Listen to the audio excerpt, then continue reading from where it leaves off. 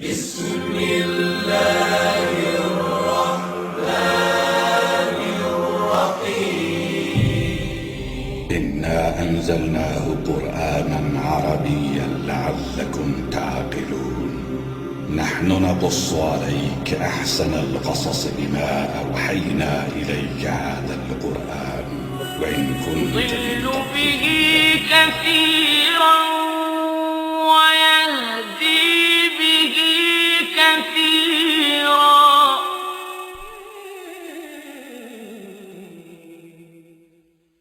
صلوا عليه وآله صلوا عليه وآله صلوا عليه. السلام علیکم ورحمۃ اللہ وبرکاتہ۔ تمام تعریف اس ذات اقدس کے لیے سزاوار ہے جس نے جمیع کائنات عوالم کو ان کی استعداد و قابلیت کے مطابق ظلمت عدم سے نور وجود میں لا کر اپنے کمالات اسمائی و صفاتی کے علم و شہود سے بہرہ مند کیا۔ درود و سلام ہو ذات مقدس سیدنا محمد مصطفیٰ احمد مجتبیٰ صلی اللہ علیہ وآلہ وسلم پر، جن کے دائرہ عین جامع میں جمیع آیان کائنات کا ثبوت، وجود، ظہور و بطون ہے، اور درود و سلام ہو آپ کے آل اطہار پر جو آپ کے کمالات صفات جلال و جمال کے مجالی و مرائی یعنی آئینے ہیں، اور درود و سلام ہو آپ کے اصحاب اخیار پر جو آپ کے دین کے مصابیح یعنی چراغ ہیں، اور تابعین و تبع تابعین تا قیام قیامت سب پر درود و سلام جاری و ساری و متوالی ہو۔ بعد حمد و صلوات کے پروگرام یضل بہ کثیرا و یہدی بہ کثیرا نشاء اسلامک پر دیکھنے والے ناظرین، آئیے آج کی اس نشست میں آپ کے سامنے پارہ نمبر 1 رکوع نمبر 8 کی تلاوت کی اور اس کے ترجمے اور تفسیر کو سنانے کی سعادتیں حاصل کی جائیں گی۔ الحمدللہ سورہ بقرہ کا سلسلہ جاری ہے۔ اعوذ باللہ من الشیطان الرجیم، بسم اللہ الرحمن الرحیم۔ ان الذين آمنوا والذين هادوا والنصارى والصابئين من آمن بالله واليوم الآخر وعمل صالحا فلهم أجرهم عند ربهم ولا خوف عليهم ولا هم يحزنون۔ بے شک جو لوگ ایمان لائے اور جو یہودی ہوئے اور جو نصرانی ہوئے اور صابی جو اللہ پر اور آخرت پر ایمان لائے اور اس نے اچھے عمل بھی کیے، تو ان کے لیے ان کے رب کے ہاں ان کا اجر ہے، ان پر نہ کوئی خوف ہوگا اور نہ وہ رنجیدہ ہوں گے۔ محترم ناظرین، اس رکوع کا آغاز ان لوگوں کے ذکر سے ہوتا ہے جو ایمان لے آئے۔ یہاں واضح طور پر کہا جا رہا ہے ان الذین آمنوا، بے شک وہ لوگ جو ایمان لے آئے، اور اس کے بعد یہود و نصارہ اور صابئین کا بھی ذکر ہو رہا ہے۔ یہود کہتے ہیں حضرت موسیٰ علیہ السلام کی قوم کو، اور نصارہ کہتے ہیں حضرت عیسیٰ علیہ السلام کی قوم۔ صابئین وہ لوگ ہیں جو ستارہ پرست ہیں، یعنی جو لوگ ستارہ پرستی کو اپنی عبادت بنا بیٹھے اور ستاروں کی پوجا کرنے لگے، ایسوں کا بھی ذکر ہوا یہود و نصارہ کے ساتھ۔ اللہ تبارک و تعالیٰ اس آیت مبارکہ میں یہ فرمانا چاہتا ہے کہ جو ایمان لائے اور جو یہودی ہیں اور جو نصرانی ہیں اور جو سابئین ہیں، ان سب کے لیے موقع ہے، مہلت ہے، من آمن باللہ والیوم الآخر، یعنی جو اللہ پر اور آخرت کے دن پر ایمان لائیں اور وعمل صالحا اور اچھے اعمال بھی کریں، تو کیا ہوگا؟ فلہم اجرہم عند ربہم، ان کے لیے اللہ کے ہاں اجر ہوگا، اللہ کے یہاں ان کے لیے اجر ہے، اور وہ اجر کیا ہے؟ ولا خوف علیہم ولا ہم یحزنون، ایسے اجر کی خوشخبری دی جا رہی ہے جو بندے کو مسرور کر دیتی ہے۔ لا خوف علیہم ولا ہم یحزنون، نہ خوف ہوگا ایسے بندوں کو اور نہ وہ رنجیدہ ہوں گے، خوف اور حزن و ملال سے ان کو دور رکھا جائے گا۔ یہ اتنی بڑی خوشخبری ہے جو خوشخبری اللہ تبارک و تعالیٰ اپنے دوستوں کو دیا کرتا ہے۔ ہر ایک اس خوشخبری کا مستحق نہیں ہوتا، بلکہ خاص طور پر اپنے دوستوں کو یہ خوشخبری اللہ تبارک و تعالیٰ دیتا ہے۔ جیسے کہ قرآن پاک میں ایک اور جگہ ارشاد ہوا، اپنے دوستوں کے بارے میں اللہ رب العزت نے ارشاد فرمایا، الا ان اولیاء اللہ لا خوف علیہم ولا ہم یحزنون، یعنی آگاہ ہو جاؤ، خبردار ہو جاؤ، بے شک اللہ کے اولیاء کو، اللہ کے دوستوں کو نہ کوئی خوف ہوتا ہے اور نہ وہ رنجیدہ ہوتے ہیں اور نہ وہ غمگین ہوتے ہیں۔ خوف اور حزن و ملال سے اللہ تبارک و تعالیٰ ان کو آزاد فرما دیتا ہے، جبکہ خوف اور حزن و ملال ہر بندے کے ساتھ لگا ہوا ہے، لیکن اللہ رب العزت جس پر کرم فرماتا ہے اور درجہ ولایت پر فائز کر دیتا ہے، جس کو اللہ تبارک و تعالیٰ چاہنے لگتا ہے، اس کو خوف اور حزن و ملال سے آزاد کر دیتا ہے، بری کر دیتا ہے، نہ ان کو خوف ہوتا ہے نہ وہ رنجیدہ ہوتے ہیں۔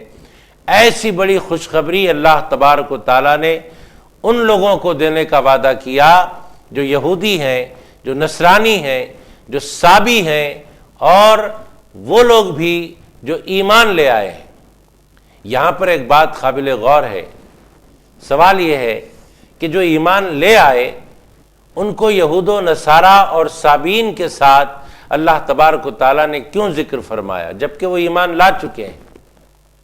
اس کے باوجود سابئین اور یہود و نصارہ کے ساتھ ایمان والوں کا ذکر کیوں آیا، ان کے ساتھ ملا کر ذکر کیوں کیا؟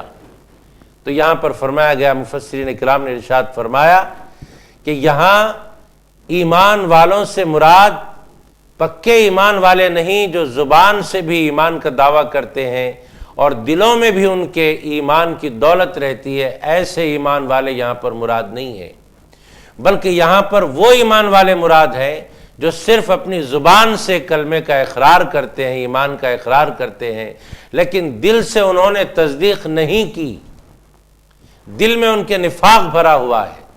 یہاں ان الذین آمنوا کا جو ذکر آیا ہے، اس سے پکے ایمان والے مراد نہیں ہیں، بلکہ یہاں منافقین مراد ہیں جو زبان سے تو ایمان کا اقرار کرتے ہیں لیکن دلوں سے مومن نہیں ہے، دلوں میں ان کے نفاق بھرا ہوا ہے۔ ایسوں کو، ایسے منافقین کو اللہ تبارک و تعالیٰ یہود و نصارہ اور سابین کے ساتھ ذکر فرمایا اور سب سے یہ وعدہ فرمایا کہ اگر جو زبان سے اقرار کرتے ہیں ایمان کا، وہ اگر دل سے بھی ایمان کی تصدیق کرنے لگ جائیں اور جو یہود و نصارہ اور صابئین ہیں وہ اتباع مصطفیٰ علیہ الصلاۃ والسلام میں آ جائیں تو پھر ان کے لیے خوشخبری یہ سنائی جا رہی ہے کہ لا خوف علیہم ولا ہم یحزنون کی منزل پر ان کو فائز کر دیا جائے گا۔ یہ سارے نافرمانوں کے لیے بڑی مہلت کی بات تھی۔ اگر وہ اللہ تبارک و تعالیٰ کے اس ارشاد مبارک کو سن کر اتباع رسول پاک صلی اللہ علیہ وآلہ وسلم میں آ جاتے تو یقیناً خالق کائنات کی طرف سے مقرر کردہ اس اجر سے مالا مال ہو جاتے، یعنی لا خوف علیہم ولا ہم یحزنون کی منزل پر فائز ہو جاتے۔ لیکن بنی اسرائیل نے، یہود و نصارہ نے اللہ رب العزت کی اس مہلت کا فائدہ نہیں اٹھایا۔ بنی اسرائیل کی روش یہی رہی کہ اللہ تبارک و تعالیٰ انہیں مہلت پر مہلت دیتا گیا، لیکن وہ لوگ اللہ کی دی ہوئی مہلت سے فائدہ نہیں اٹھائے، بلکہ اللہ تبارک و تعالیٰ کو ہر مرتبہ غضب میں لایا اور غضب الہی کا شکار ہوئے۔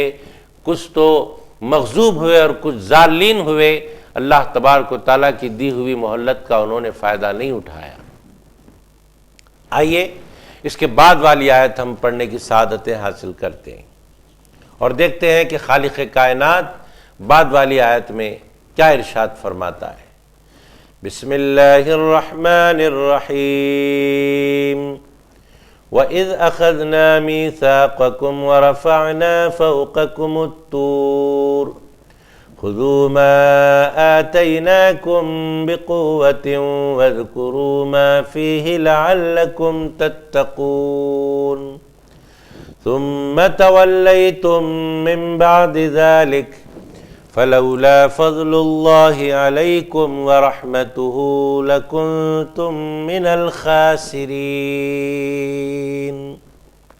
اور یاد کرو جب ہم نے تم سے پختہ عہد لیا اور تمہارے اوپر طور کو اٹھا کھڑا کیا کہ جو کچھ ہم نے تمہیں دیا ہے اسے مضبوطی سے پکڑے رہو اور جو کچھ اس کتاب تورات میں لکھا ہے اسے یاد رکھو تاکہ تم پرہیزگار بن جاؤ۔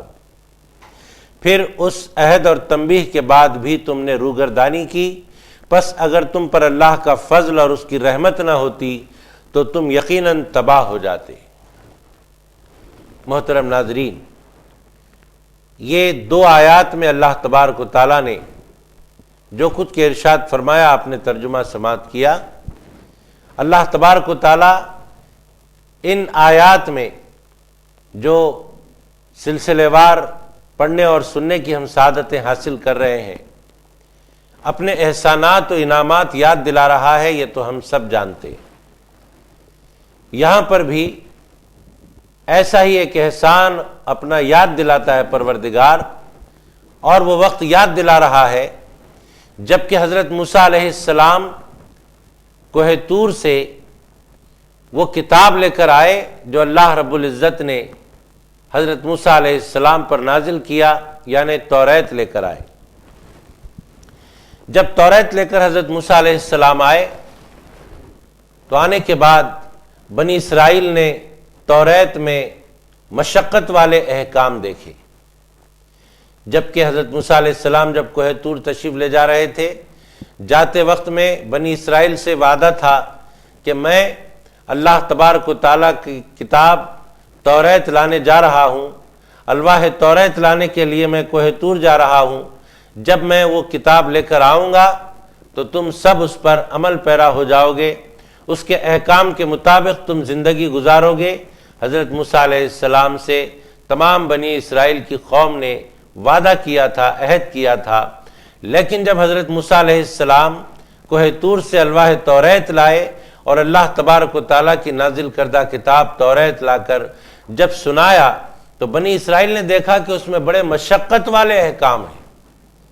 وہ احکام دیکھ کر بنی اسرائیل ان احکامات پر عمل کرنے سے انکار کر بیٹھے اور کہا کہ یہ تو ہم سے نہیں ہو پائے گا، ان احکامات پر ہم سے عمل نہیں ہوگا۔ بنی اسرائیل وہاں انکار کر بیٹھے اور احکام الہیہ کے مطابق اپنی زندگی گزارنے سے متفق نہیں ہوئے، تو پھر اللہ تبارک و تعالیٰ اس کا یہاں تذکرہ فرماتے ہوئے ارشاد فرماتا ہے کہ جب انہوں نے انکار کیا تو اللہ تبارک و تعالی غضب میں آیا اور پہاڑ کو ان کے سروں پر معلق کر دیا۔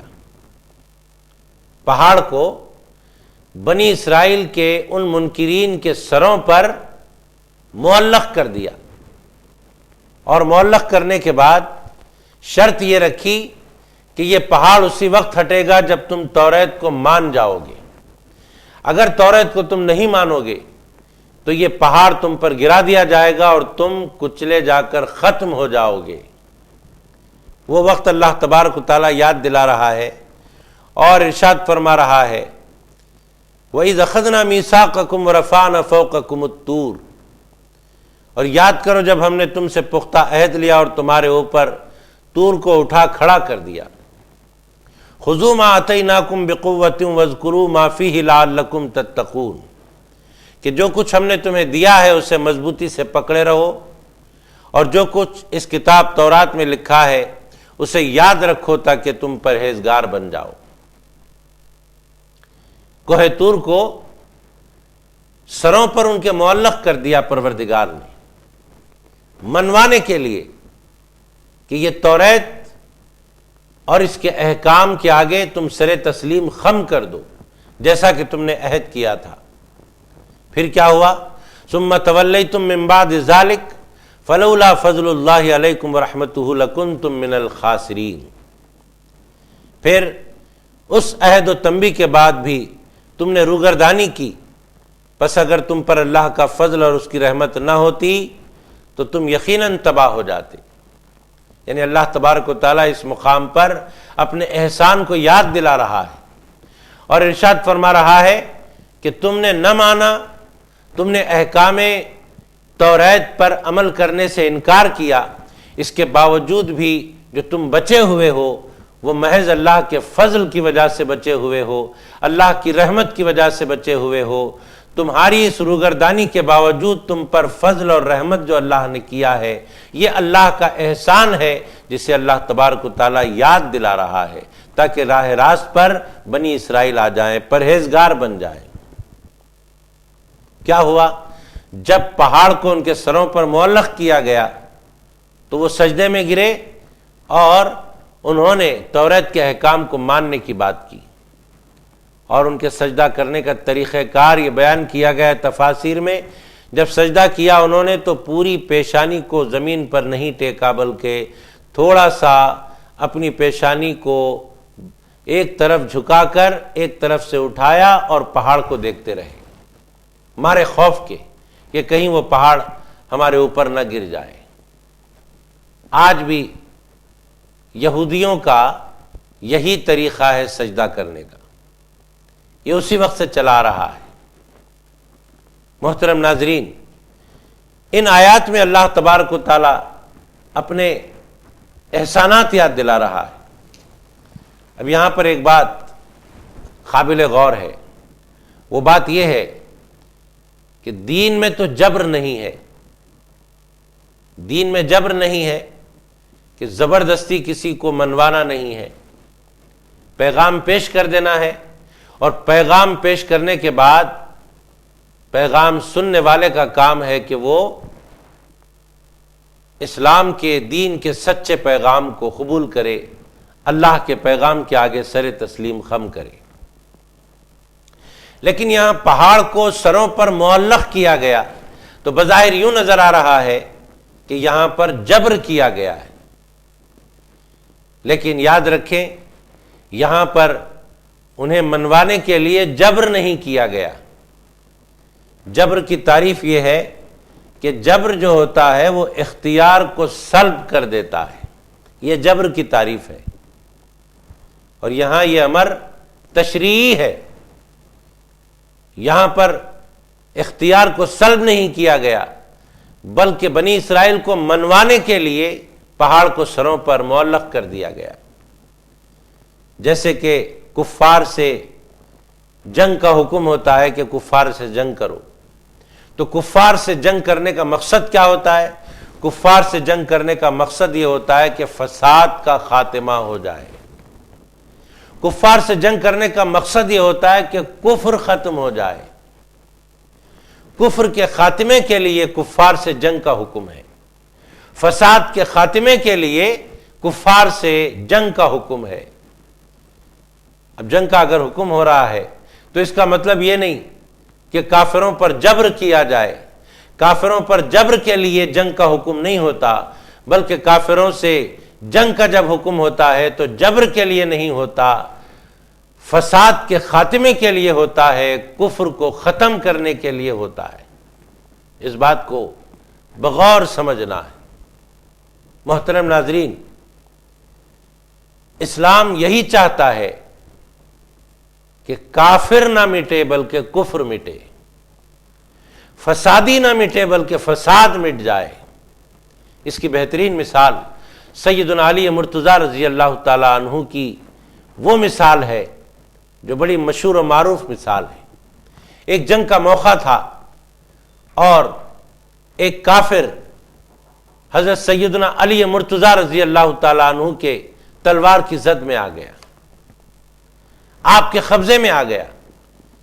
جب وہ کافر آپ کے قبضے میں آیا تو آپ نے اس کافر کو زمین پر پچھاڑا، اور زمین پر پچھاڑنے کے بعد اس کے سینے پر سوار ہو گئے اور اس کا قتل کرنے کے لیے خنجر نکالا. اور جو ہی اس کا قتل کرنا چاہتے تھے، اس کو ختم کرنا چاہتے تھے، اس کافر نے حضرت علی مرتضیٰ رضی اللہ عنہ کی بے ادبی کر دی، یعنی آپ پر نعوذ باللہ تھوک دیا. اس نے جو ہی تھوکا، حیدر کرار سیدنا علی مرتضیٰ رضی اللہ تعالیٰ عنہ اس کافر کو چھوڑ دیتے ہیں. پورے قبضے میں آنے کے بعد اس کافر کو چھوڑ دیتے ہیں. تو وہ کافر پلٹ کر پوچھتا ہے کہ اے علی، میں تو پورے کامل طور پر آپ کے قبضے میں تھا، لیکن آپ نے مجھے چھوڑا کیوں؟ تو سیدنا علی مرتضیٰ رضی اللہ تعالیٰ عنہ کا وہ تاریخی جواب ہے جو سنہری حرفوں سے لکھنے کے قابل ہے. ارشاد فرمایا کہ اے کافر دیکھ، میں نے تجھے زمین پر پچھاڑا اللہ کے لیے، میں تیرے سینے پر سوار ہوا اللہ کے لیے، میں تجھے ختم کرنا چاہتا تھا اللہ کے لیے، لیکن جیسے تو نے مجھ پر تھوک دیا وہاں میرا نفس بھی داخل ہو گیا.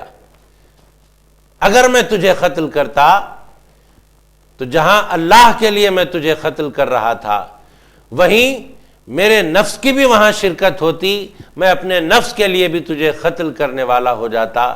لہذا میں نہیں چاہتا کہ میں اپنے نفس کی خاطر کسی کا قتل کروں، اس لیے میں نے تجھے چھوڑ دیا. تو اس وقت کیا ہوا؟ اس کافر و مشرک کے دل پر ایسا اثر ہوا، کہا کہ اے علی، آپ اتنے اچھے ہیں تو پھر آپ کا دین کتنا اچھا ہوگا.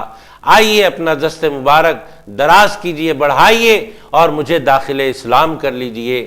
چنانچہ علماء کرام ارشاد فرماتے ہیں کہ اگر حضرت علی رضی اللہ تعالیٰ عنہ اس وقت خنجر چلا دیتے تو کافر قتل ہو جاتا. حضرت علی رضی اللہ عنہ نے اپنا خنجر روک لیا تو کافر تو بچ گیا مگر کفر کا قتل ہو گیا. ازل سے اسلامی احکام، ازل سے احکام الہیہ یہی ہے کہ کفر ختم ہو، شرک ختم ہو، فساد ختم ہو.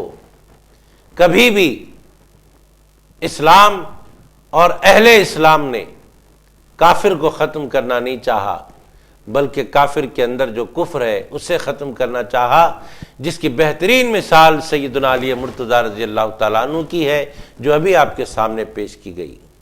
اسلام میں دین میں جبر نہیں ہے، اور یہاں پر اللہ تبارک و تعالیٰ نے جو پہاڑ کو ان کے سروں پر معلق کیا، یہ جبر نہیں تھا بلکہ یہ ان کو منوانا تھا کہ تم نے جو عہد کیا تھا اسے تسلیم کر لو، اسے مان لو. ان کی بھلائی کی خاطر، انہیں راہ راست پر لانے کی خاطر.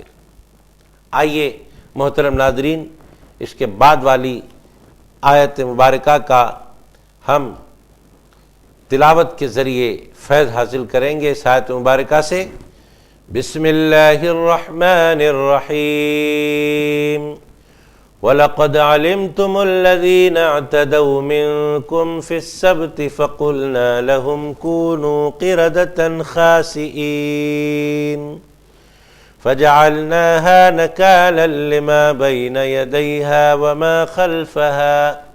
وَمَا خَلْفَهَا وَمَوْعِظَةً لِلْمُتَّقِينَ۔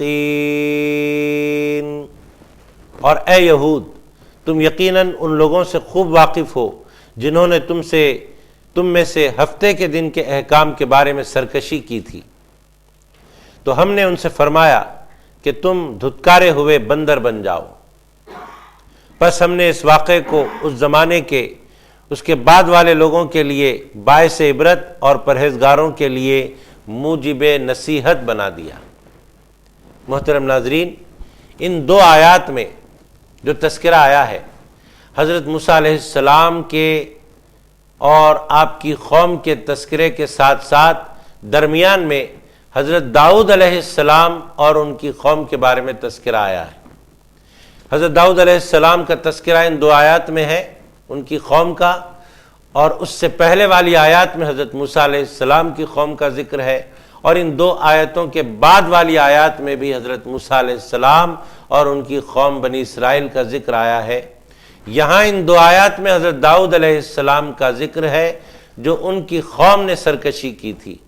اللہ تبارک و تعالیٰ اس واقعے کو بھی یاد دلا رہا ہے اور اپنے احسانات یاد دلا رہا ہے۔ پروردگار گزرے ہوئے واقعات کو سنا کر دور عہد مصطفیٰ علیہ السلام کے یہودیوں کو جھنجھوڑ رہا ہے پروردگار، تاکہ ان کے آبا و اجداد کے واقعات کو سن کر وہ نصیحت حاصل کریں، عبرت حاصل کریں۔ انہی نصیحت اور عبرت آموز واقعات میں سے ایک واقعہ حضرت داؤد علیہ السلام کی قوم کا یہاں پر ان دو آیات میں ذکر کیا گیا ہے، جس میں اللہ تبارک و تعالیٰ ارشاد فرماتا ہے کہ اے یہود، تم یقیناً ان لوگوں سے خوب واقف ہو جنہوں نے تم میں سے ہفتے کے دن کے احکام کے بارے میں سرکشی کی تھی۔ ہفتے کے دن کے احکام کے بارے میں سرکشی کیا تھی، یہ ہفتے کا دن کیا تھا، اور اس دن کے بارے میں احکام کی خلاف ورزی کیا تھی اور سرکشی کیا تھی، اس بارے میں میں آپ کے سامنے عرض کروں۔ اللہ تبارک و تعالیٰ نے ہفتے کا دن حضرت داؤد علیہ السلام کی قوم پر مقرر کیا تھا کہ اس دن مچھلی کا شکار نہ کریں، ہفتے کے دن مچھلی کا شکار نہ کریں، بلکہ عبادت میں اپنا دن گزار دیں، یاد الہی میں اپنا دن گزار دیں۔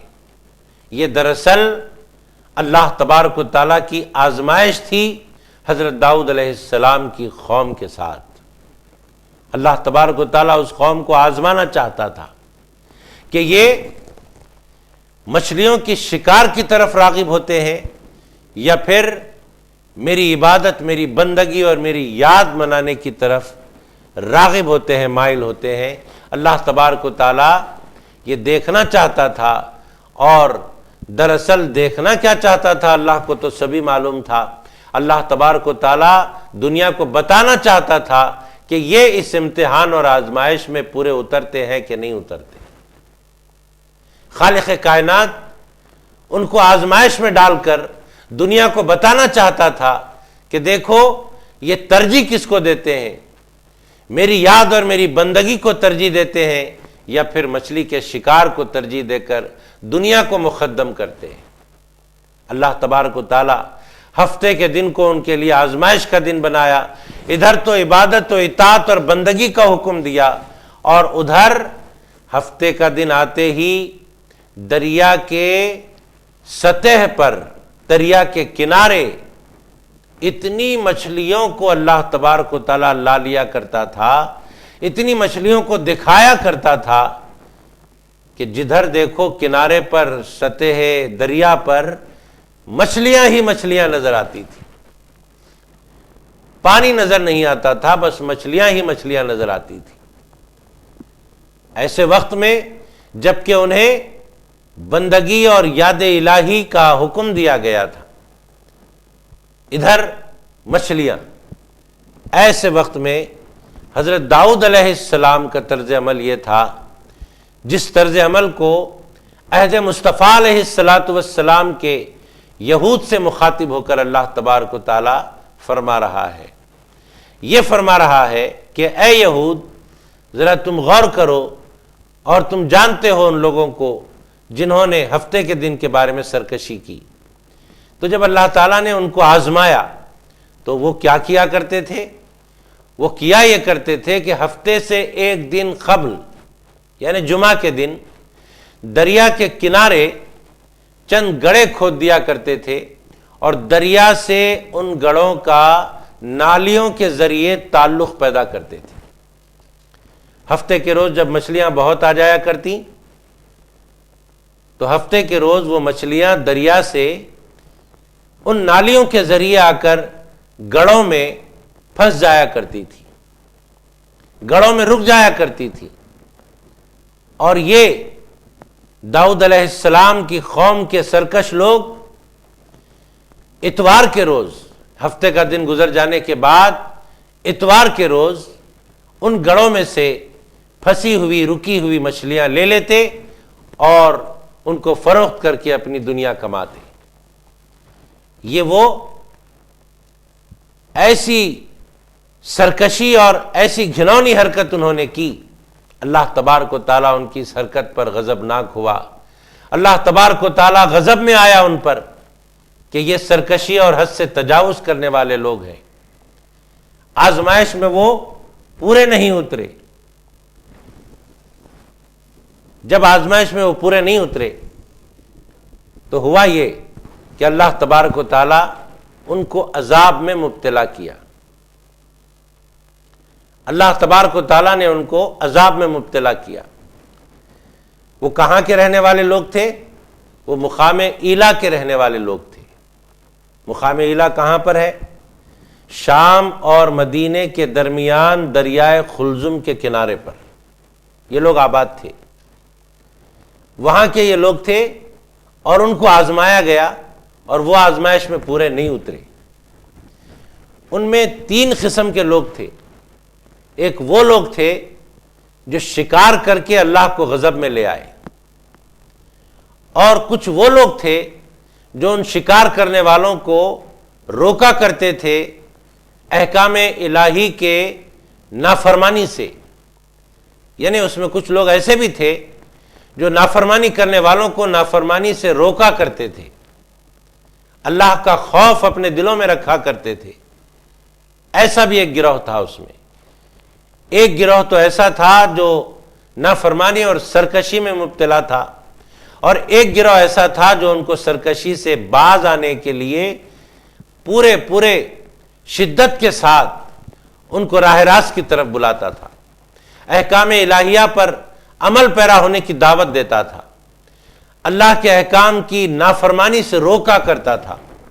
اور تیسرا ایک گروہ تھا، وہ گروہ کیا کرتا تھا؟ نہ خود سرکشی کیا اس گروہ نے اور نہ سرکشی کرنے والوں کو روکا، وہ ساکت رہا کرتے تھے، اپنے آپ میں رہا کرتے تھے، نہ انہوں نے نافرمانی کی اور نہ ہی نافرمانوں کو روکنے کے لیے جد و جہد کی۔ اللہ تبارک و تعالیٰ نے ان کے ساتھ عذاب کا معاملہ نہیں کیا۔ جب اللہ نے عذاب نازل کیا تو کن لوگوں پر؟ ان لوگوں پر جنہوں نے سرکشی کی، احکام الہیہ کی نافرمانی کی اور مچھلی کا شکار کیا۔ جو روکنے والے تھے ان پر بھی اللہ کا عذاب نہیں آیا، اور جو ساکت تھے، خاموشی اختیار کیے ہوئے تھے، وہ بھی مغفور ہوئے، اللہ نے ان پر بھی عذاب نازل نہیں کیا۔ البتہ عذاب نازل ان لوگوں پر کیا جنہوں نے سرکشی کی، اللہ کے احکام کی نافرمانی کی۔ کیسا عذاب آیا؟ عذاب کی کیفیت یہ تھی کہ اللہ تبارک و تعالیٰ کا جب عذاب آیا تو ایسی صورت میں آیا کہ نیک لوگوں نے ان نافرمانوں سے اپنے آپ کو علیحدہ کر لیا۔ خود حضرت داؤد علیہ السلام اللہ کی بارگاہ میں ہاتھ اٹھا کر عرض کرنے لگے کہ پروردگار، یہ لوگ حد سے بڑھنے والے ہیں، یہ لوگ تیرے احکام پر عمل نہیں کر رہے ہیں، اے اللہ اب ان پر حد جاری فرما، اے اللہ اب ان پر عذاب نازل کر دے۔ عذاب کی دعا کی، اپنے ہاتھ اٹھائے حضرت داؤد علیہ السلام نے، اور ان مجرموں سے اپنے آپ کو علیحدہ کر لیا، اور جتنے نیک لوگ تھے ان لوگوں نے بھی اپنے آپ کو علیحدہ کر لیا، اور بیچ میں ایک دیوار اٹھا دی۔ ایک طرف پورے نافرمان ہو گئے اور دوسری طرف پورے فرما بردار ہو گئے۔ جب عذاب آیا تو کیسے عذاب آیا؟ چہروں کو مسخ کر دیا گیا۔ یعنی تفاسیر میں آتا ہے ان نافرمانوں میں جو نوجوان تھے، نوجوانوں کو ان نافرمانوں کے اللہ تعالیٰ نے بندر بنا دیا، اور جو نافرمانوں میں بڑی عمر والے تھے، بوڑھے تھے، اللہ تعالیٰ نے ان بوڑھوں کو خنزیر بنا دیا۔ جوانوں کو بندر بنایا اور بوڑھوں کو خنزیر بنایا، یعنی بندروں سے بھی بدتر بنا دیا۔ اس کی وجہ کیا ہے؟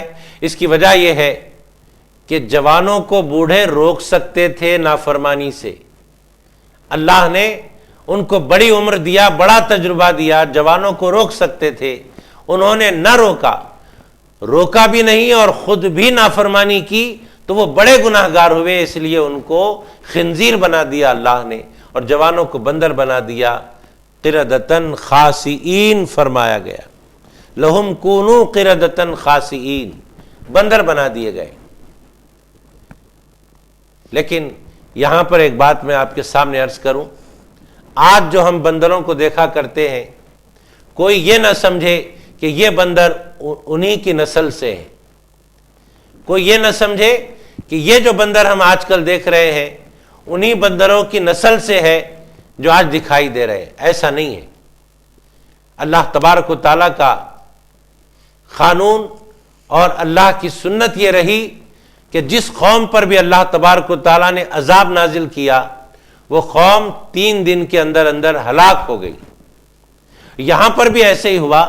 داؤد علیہ السلام کی یہ نافرمان قوم جب بندر اور خنزیر بنا دی گئی تو یہ پورے بندر اور خنزیر 3 دن گزرنے کے اندر اندر سب کے سب ختم ہو گئے۔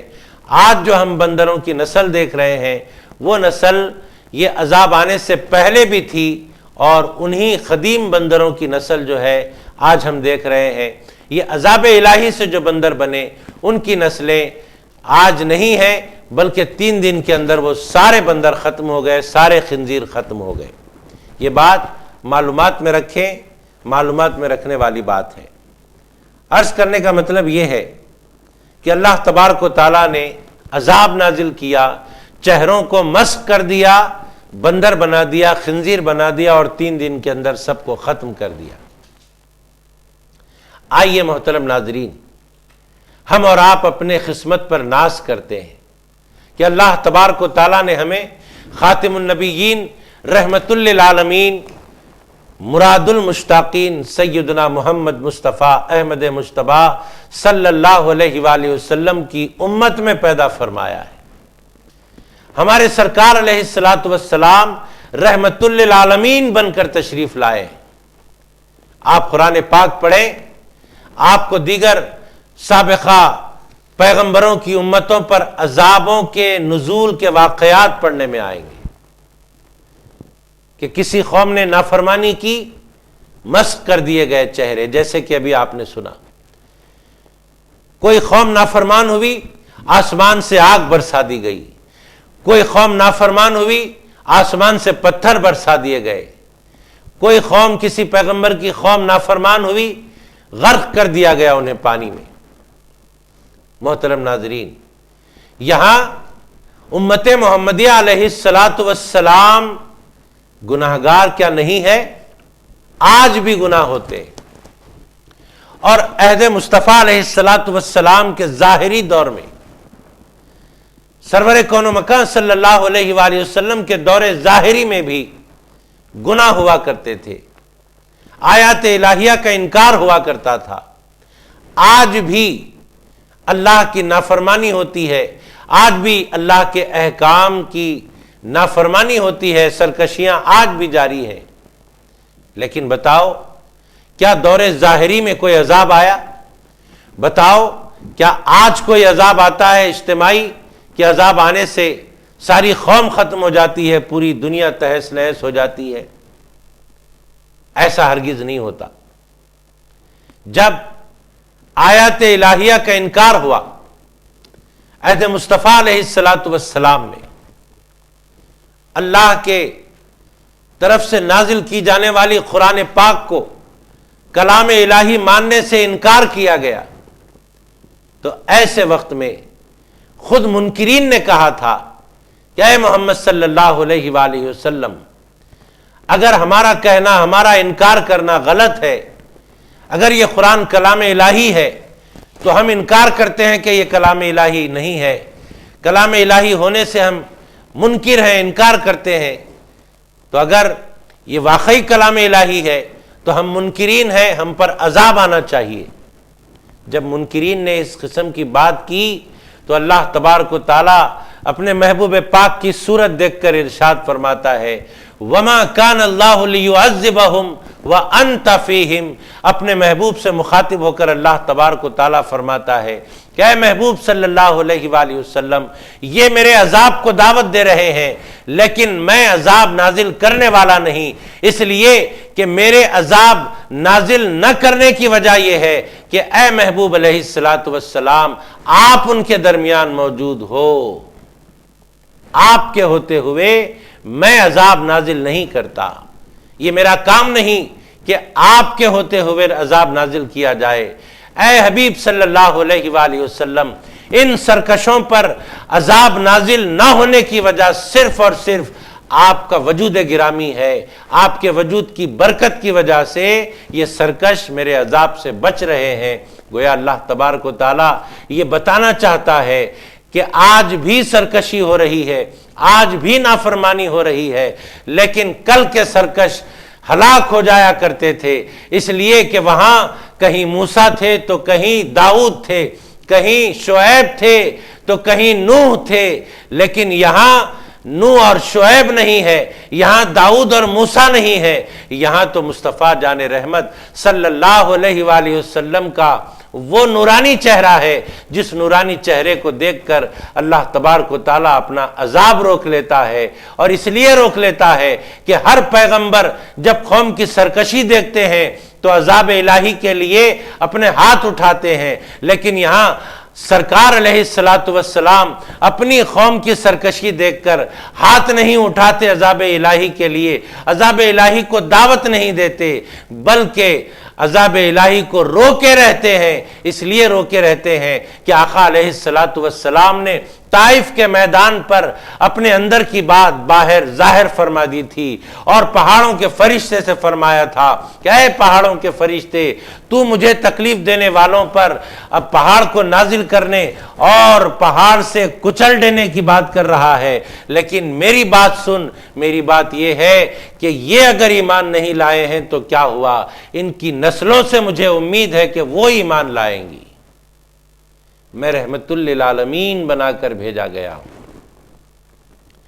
تو آج بھی نافرمانی اور سرکشی جاری ہے، لیکن عام عذاب اس لیے نہیں آتا کہ ہمارے درمیان سرور کائنات صلی اللہ علیہ وآلہ وسلم موجود ہیں، آپ کی موجودگی کی برکت ہے کہ عام عذاب نہیں آتا، جبکہ سابقہ پیغمبروں کی قوموں پر عام عذاب آ گیا تھا۔ اللہ کا فضل ہے، اس کی رحمت ہے کہ ہم سرکار علیہ السلام کے صدقے میں بچے ہوئے ہیں، سارے سرکش بچے ہوئے ہیں اور سارے نافرمان بچے ہوئے ہیں، اور جو نیکوکار ہیں سرکار علیہ السلام کے وجود کی برکت سے نیکوکار عذاب کے شکار تو نہیں ہوتے، بلکہ نیکوکاروں کو سرکار کے وجود مقدس کی برکت سے رحمت و انوار الہیہ میں اضافہ ہو رہا ہے، اللہ کے انوار کی کثرت ہوتی ہے نیکوکاروں کے لیے سرکار کے وجود مقدس کی برکت سے۔ آئیے اس کے بعد والی آیات ہم پڑھتے ہیں اور دیکھتے ہیں کہ اللہ تبارک و تعالیٰ اس کے بعد والی آیات میں کیا ارشاد فرماتا ہے، اور بنی اسرائیل پر اپنے کون سے احسانات و انعامات کو یاد دلاتا ہے۔ بسم اللہ الرحمن الرحیم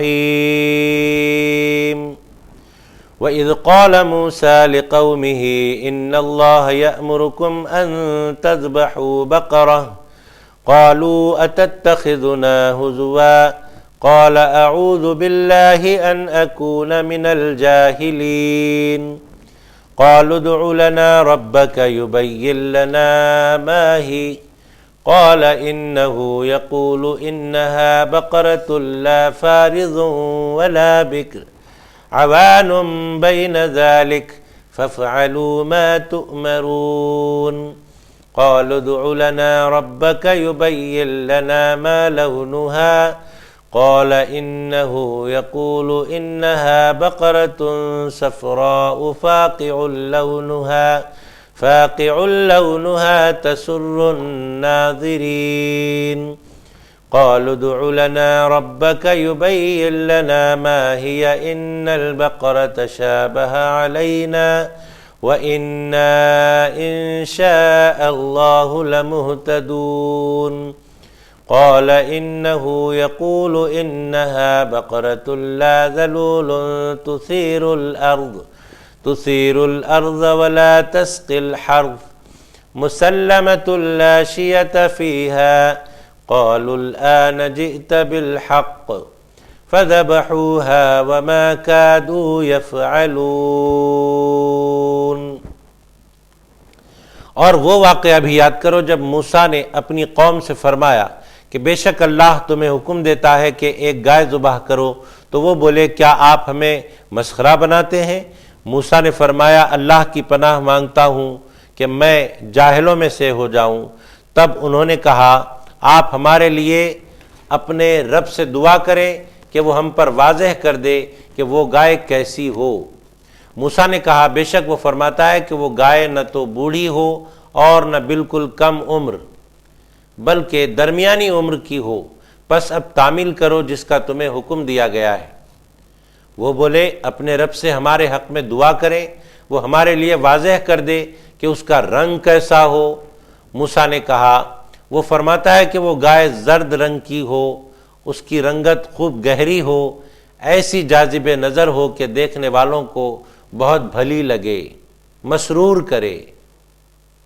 انہوں نے کہا آپ ہمارے لیے اپنے رب سے درخواست کیجئے کہ وہ ہم پر واضح فرما دے کہ وہ کون سی گائے ہے۔ ہم پر گائے مشتبہ ہو گئی ہے اور یقیناً اگر اللہ نے چاہا تو ہم ضرور ہدایت یافتہ ہو جائیں گے۔ موسیٰ نے کہا اللہ فرماتا ہے وہ کوئی گھٹیا گائے نہیں بلکہ یقینی طور پر ایسی اعلیٰ گائے ہو جس سے نہ زمین میں ہل چلانے کی محنت لی جاتی ہو اور نہ کھیتی کو پانی دیتی ہو، بالکل تندرست ہو، اس میں کوئی داغ دھبا بھی نہ ہو۔ انہوں نے کہا اب آپ ٹھیک بات لائے ہیں۔ پھر انہوں نے اس کو ذبح کیا حالانکہ وہ ذبح کرتے معلوم نہ ہوتے تھے۔ محترم ناظرین، یہاں پر میں آپ کے سامنے یہ جو کچھ بیان کیا گیا ہے اس سے متعلق عرض کروں۔ وہ عرض یہ ہے کہ دراصل اللہ تبارک و تعالیٰ یہاں پر بھی بنی اسرائیل کو اپنا احسان یاد دلا رہا ہے، اور واقعہ یوں ہے کہ بنی اسرائیل میں ایک دولت مند شخص تھا جو ضعیف العمر تھا، بوڑھا آدمی تھا۔ وہ ضعیف العمر آدمی بہت دولت مند تھا، تو اس کا ایک چچا زاد بھائی تھا۔ وہ چچا زاد بھائی اپنے اس دولت مند بھائی کی دولت پر، جائیداد پر نظر رکھے ہوئے تھا، اور وہ یہ چاہتا تھا کہ یہ دولت مند ختم ہو جائے تاکہ دولت پوری مجھے مل جائے، ساری دولت کا میں مالک بن جاؤں۔ تو اس خیال سے اس نے اس بوڑھے دولت مند کا قتل کر دیا۔ جب قتل کر دیا تو قتل کرنے کے بعد شہر کے ایک دروازے پر اس کو ڈال دیا، اور صبح ہوتے ہوتے خود ڈھونگ کرنے لگا اور یہ کہنے لگا کہ اس کو کس نے قتل کر دیا ہے، جو قاتل ہے اس کا پتہ لگایا جائے، پتہ چلایا جائے۔ یہ دعویٰ کر بیٹھا، یہ مدعی ہوا کہ میرے بھائی کا قتل کس نے کیا، قاتل کا پتہ چلایا جائے۔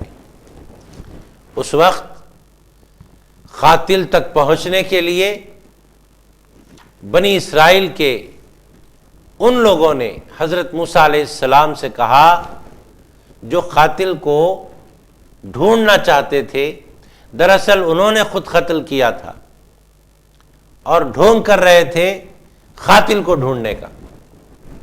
حضرت موسیٰ علیہ السلام سے کہنے لگے کہ قاتل کی تلاش ہے، آپ دعا کریں کہ وہ قاتل مل جائے، کوئی ترکیب ایسی ہو کہ وہ قاتل تک ہم پہنچ جائیں۔ حضرت موسیٰ علیہ السلام اللہ کی بارگاہ میں عرض کرتے ہیں اور اللہ تبارک و تعالیٰ سے عرض کرتے ہیں، پروردگار اس قاتل کا پتہ چلانا ہے، ہم اس قاتل کا پتہ کیسے کریں؟ اللہ تبارک و تعالیٰ نے حضرت موسیٰ علیہ السلام سے ارشاد فرمایا، موسیٰ علیہ السلام کے ذریعے ان تک یہ حکم پہنچایا جو قاتل کی تلاش کا ڈھونگ کر رہے تھے۔ فرمایا اللہ رب العزت نے کہ ایک گائے کو ذبح کیا جائے اور اس گائے کا ایک گوشت کا ٹکڑا مقتول پر مارا جائے، مقتول خود زندہ ہوگا اور اپنے قاتل کا پتہ بتائے گا۔ اب جب حضرت موسیٰ علیہ السلام نے کہا کہ دیکھو اللہ تبارک و تعالیٰ کا فرمان ہے کہ گائے ذبح کی جائے اور اس کا ایک ٹکڑا گوشت کا مقتول پر مارا جائے، تو بنی اسرائیل نے حضرت موسیٰ علیہ السلام سے یہ سوالات کرنا شروع کر دیے کہ اے موسیٰ ذرا اللہ سے پوچھئے تو صحیح، اللہ سے معروضہ تو رکھیے کہ وہ گائے کیسی ہو، وہ گائے کیسی ہو۔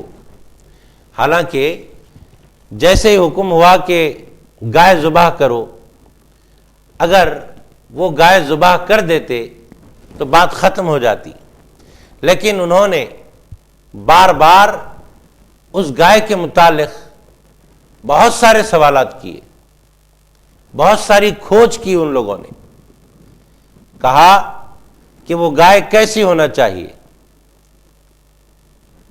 تو حضرت موسیٰ علیہ السلام سے اللہ تعالیٰ نے فرمایا کہ اے موسیٰ کہہ دیجئے ان سے کہ وہ گائے عمر کے اعتبار سے نہ بوڑھی ہو اور نہ بالکل کم عمر ہو، بلکہ وہ درمیانی عمر کی ہو۔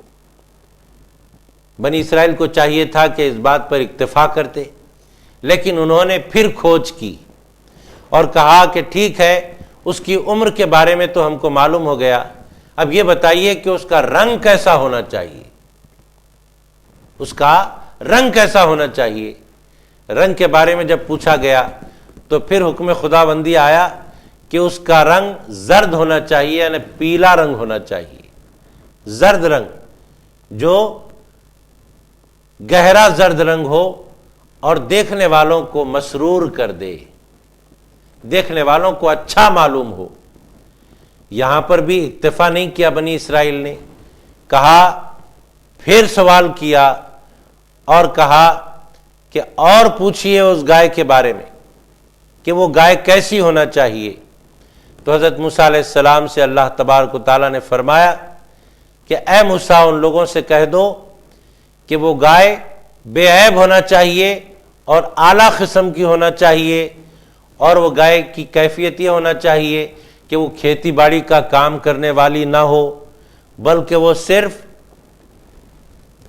چارہ کھائے اور پلے، کھا کر پلنے والی ہو، وہ کام کاج کرنے والی نہ ہو، اور اس پر کوئی داغ دھبا بھی نہ ہو، اس میں کوئی عیب بھی نہ ہو۔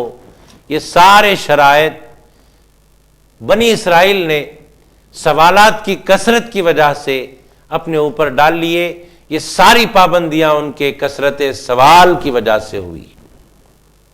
اسی لیے فرمایا گیا کہ کوئی بات ہو، زیادہ اس بات کے بارے میں کھوج کرنا نحوست ہے، یہ نصیحت ہے کہ کسی بات پر بھی زیادہ کھوج نہ کرے. زیادہ کھوج نحوست کا باعث فرمایا گیا. نحوست سے بچنے کے لیے زیادہ کھوج میں نہیں جانا چاہیے. جیسے ہی حکم ہو گیا بس حکم کی فرما برداری کر دیں، بات ختم ہو جائے گی. حکم ملنے کے بعد اس میں کھوج کرنا، زیادہ کھوج کرنا، یہ باعث نحوست ہے. اس سے ہم کو بچنا چاہیے. یہاں پر اشارہ ملتا ہے جب موسیٰ علیہ السلام نے کہا کہ وہ داغدار بھی نہ ہو، وہ عیب والی بھی نہ ہو، وہ کھیتی باڑی کا کام بھی نہ کرتی ہو، اس کا رنگ بھی زرد ہو، وہ بوڑھی نہ ہو، وہ کم عمر نہ ہو، اوسط عمر والی ہو، درمیانی عمر والی ہو. یہ سارے جب شرائط حضرت موسیٰ علیہ السلام نے بیان کیے تو بنی اسرائیل کہنے لگے وَإِنَّا إِنشَاءَ لَمُهْتَدُونَ، انشاءاللہ ہم ایسی گائے میسر کر لیں گے، ایسی گائے ہم لا لیں گے. سرکار دو عالم صلی اللہ علیہ وآلہ وسلم نے ارشاد فرمایا اس موقع پر بنی اسرائیل اگر انشاءاللہ نہ کہتے تو ہرگز ہرگز بنی اسرائیل کو ویسی گائے نہ ملتی. انہوں نے انشاءاللہ کہا، اس لیے انہیں گائے میسر ہو گئی اور اس گائے کو انہوں نے لا کر اس کو ذبح کیا. ذبح کرنے کے بعد جو کچھ ہوا انشاءاللہ تعالی آنے والے رکوع میں ہم سننے سنانے کی سعادتیں حاصل کریں گے. یہاں پر عرض کرنا یہ ہے کہ انہوں نے انشاءاللہ کہا تو اللہ تبارک و تعالیٰ نے انشاءاللہ کی برکت سے ویسی گائے ان کو دلوا دی. تو انشاءاللہ کہیں، ہم کو یہ اشارہ ملتا ہے کہ کسی کام کے بارے میں بھی جو مستقبل میں ہونے والا ہے انشاءاللہ کہیں. ایک ایسے ہی حکایت ہے کہ ایک شخص بازار جا رہا تھا. بازار جب جا رہا تھا تو کوئی راستے میں ملے اور کہا کہ کہاں کا ارادہ ہے؟ اس نے کہا بازار جا رہا ہوں. پوچھنے والے نے پوچھا کہ بازار جانے کی وجہ کیا ہے؟ تو کہا بکرا خریدنے جا رہا ہوں، جاؤں گا اور بکرا خریدوں گا.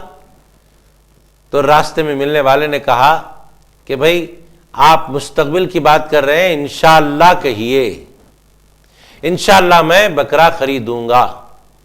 تو یہ شخص کہنے لگا میں انشاءاللہ کیوں کہوں؟ اگر اللہ چاہے تو میں بکرا خریدوں گا، کیوں کہوں؟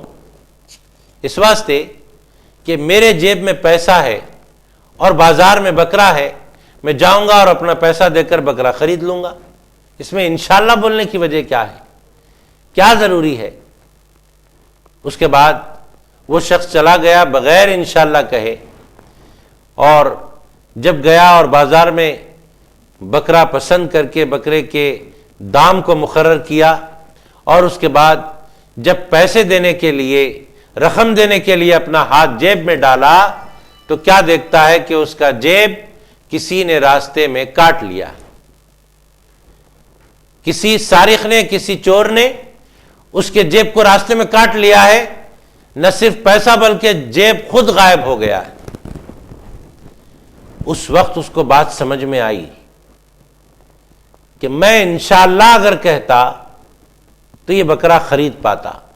میں نے انشاءاللہ کہنے سے انکار کیا، میں یہ بکرا خرید نہیں پا رہا ہوں. پیسہ ہونے کے باوجود، بازار میں مال ہونے کے باوجود اللہ کا چاہنا ضروری ہے. جب تک اللہ نہ چاہے بندہ کچھ نہیں کر سکتا. پھر اس کو عقل سکھائی گئی، اسے بتایا گیا کہ ایسا نہیں، جو کام تم کرنے جا رہے ہوں گے، جو کام مستقبل سے متعلق ہوگا، تعلق رکھتا ہوگا، ایسے کام کے بارے میں انشاءاللہ کہیں. انشاءاللہ میں کھاؤں گا، انشاءاللہ میں پیوں گا، انشاءاللہ میں کوئی چیز خریدوں گا. تو محترم ناظرین، یہاں پر اس آیت میں جو انشاءاللہ کا ذکر آیا، بنی اسرائیل نے کہا انشاءاللہ ہم ایسا جانور خریدیں گے، بازار سے لائیں گے. سرور کائنات صلی اللہ علیہ وآلہ وسلم نے ارشاد فرمایا اگر وہ انشاءاللہ نہیں کہتے تو ویسی گائے ان کو ہرگز ہرگز نہیں ملتی، ہرگز ہرگز ایسی گائے کا پتہ نہیں چلتا. اس موقع پر صوفیاء کرام ارشاد فرماتے ہیں کہ دیکھو وہاں پر ایک نقطہ ہے، صوفیانہ نقطہ ہے. وہ نقطہ یہ ہے کہ گائے کو ذبح کریں گے تو قاتل تک پہنچیں گے. صوفیانہ نقطہ یہ ہے کہ جو گائے کو ذبح کریں گے قاتل تک پہنچنے کی بات ہوئی. ایسے ہی یہاں پر جو اپنے نفس کو قتل کرے گا وہ خالق تک پہنچ جائے گا، خالق کائنات کی قربت اور تقرب تک پہنچ جائے گا. تو اللہ تک پہنچنا ہے تو اپنے نفس کو قتل کرنا ہے، جیسے قاتل تک پہنچنے کے لیے گائے کو قتل یعنی ذبح کرنا تھا. اور کوئی سالک خالق تک پہنچنا چاہتا ہے تو اپنے نفس کو ذبح کرنا پڑے گا، کیونکہ اصل جہاد اپنے نفس سے جہاد ہے. حدیث پاک میں آیا، سرکار دو عالم صلی اللہ علیہ وآلہ وسلم نے ارشاد فرمایا کہ مجاہد وہ ہے جو اپنے نفس سے جہاد کرتا ہے. ایک جنگ سے واپسی کے موقع پر حضور صلی اللہ علیہ وآلہ وسلم نے ارشاد فرمایا ہم جہاد اصغر سے جہاد اکبر کی طرف جا رہے ہیں. صحابہ کرام نے عرض کیا سرکار اس سے بڑھ کر بھی کوئی جہاد ہوتا ہے کہ ہم میدان جنگ سے واپس ہو رہے ہیں، تیر و تلوار کے سائے سے ہم نکل کر واپس ہو رہے ہیں، اس سے بڑھ کر بھی کوئی جہاد ہوتا ہے جو جہاد اکبر ہو؟ سرکار دو عالم صلی اللہ علیہ وآلہ وسلم نے ارشاد فرمایا ہاں، میدان کا جہاد جہاد اصغر ہے اور بندے کا اپنے نفس سے جہاد کرنا جہاد اکبر ہے، بڑا جہاد ہے. یہاں پر بھی صوفیانہ نقطہ یہی آیا کہ قاتل تک پہنچنے کے لیے گائے کو ذبح جیسے کیا جا رہا ہے، ایسے خالق تک پہنچنے کے لیے سالک کو چاہیے، مرید کو چاہیے کہ اپنے نفس کو ذبح کرے. جس قدر نفس کو وہ دباتا جائے گا، جس قدر نفس کو کچلتا جائے گا، اس قدر اللہ تبارک و تعالیٰ کی طرف وہ بڑھتا جائے گا، تقرب کی طرف بڑھتا جائے گا. اللہ تبارک و تعالیٰ سے دعا ہے کہ پروردگار آج کے اس رکوع میں جتنے نکات ہم کو ملے ہیں وہ نکات احکام شرع سے متعلق ہوں یا وہ نکات تصوف سے متعلق ہوں، اللہ تبارک و تعالیٰ ان تمام نکات کو سمجھنے اور اس کے مطابق ہم کو زندگی گزارنے کی توفیق عطا فرما. انشاءاللہ تعالیٰ آنے والی نشست میں پارہ نمبر 1 کے رکوع نمبر 9 کو سننے سنانے کی سعادتیں حاصل کریں گے، اور انشاءاللہ تعالیٰ سورہ بقرہ کا سلسلہ جاری رہے گا. وصلی اللہ تعالیٰ علی خیر خلقہ ونور عرشہ سیدنا محمد وعلی آلہ واصحابہ اجمعین والحمد للہ رب العالمین. إن الذين آمنوا والذين هادوا والنصارى والصابئين من آمن بالله واليوم الآخر وعمل صالحا فلهم